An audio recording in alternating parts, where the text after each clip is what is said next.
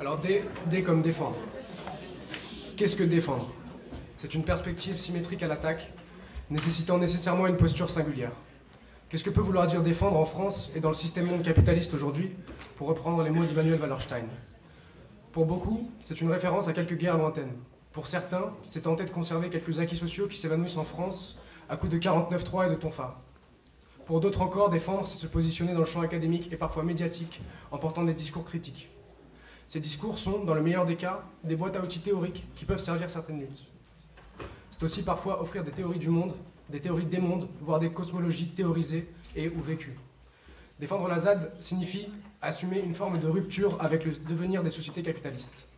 Une rupture qui trouve maintes raisons, éthiques, politiques, écologiques, entre autres, et qui demande de dépasser le moment de l'indignation. La ZAD est née de personnes ayant dépassé ce stade de l'indignation. Elle est née car des corps se sont mis en mouvement pour ne pas permettre à l'hydre capitaliste d'avancer sans encombre, pour parler comme les apatistes. Ceux qui sont passés par les ZAD ont vu leur imaginaire être décolonisé, ont vu le champ des possibles s'ouvrir. La ZAD est la démonstration en acte de la possibilité d'autres avenirs, de la possibilité d'autres devenirs politiques. La ZAD de Notre-Dame-des-Landes et les autres sont des espaces de lutte et des espaces de vie, et leur occurrence est l'affirmation du lien entre forme de vie et forme de lutte. Mais demandons-nous alors s'il peut raisonnablement en être autrement, à l'heure où les logiques capitalistes prennent en prédation le vivant et même le réel chaque jour un peu plus, où la gouvernementalité cybernétique se déploie avec sa logique mécanique et glaciale. En face de cela, la ZAD affirme la possibilité de s'extraire des logiques marchandes des capitalistes. Elle porte des formes de vie où le racisme, le sexisme et la démesure humaine sont combattus.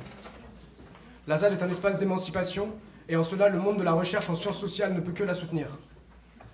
J'ai pu entendre et ressentir la distance et le désarroi de certains en face de la situation politique contemporaine.